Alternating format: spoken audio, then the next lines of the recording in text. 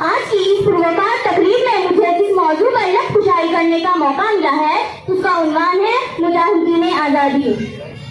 हमारे मुल्क को आज़ाद कराने में जिन लोगों ने कुर्बानियाँ दी उन्हें हम मुजाहिदीन आज़ादी कहते हैं। ये वो बहादुर लोग थे जिन्होंने अपनी जान, माल और सुकून को कुर्बान करके हमें गुलामी से नजात दिलाई। हिंदुस्तान की आज़ादी की जद्दोजहद में कई अजीम शख्सियत शामिल थी, जैसे मौलाना अबू कलाम आजाद, खान अब्दुल गफ्फार खान और बेगम हजरत महल, महात्मा गांधी, भगत सिंह, सुभाष चंद्र बोस, रानी लक्ष्मीबाई और पंडित जवाहरलाल नेहरू।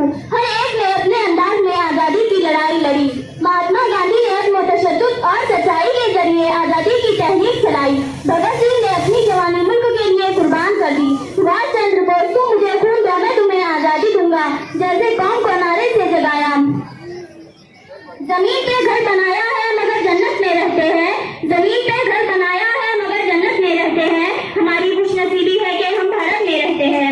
जनाब अली, हमें अपने उन बहादुरों को कभी नहीं भूलना चाहिए। उनकी कुर्बानियों की बदौलत आज हम आजाद फिजा में सांस ले रहे हैं। हमें उनके नक्श कदम पर चलकर अपने वतन की खिदमत करनी चाहिए। जिस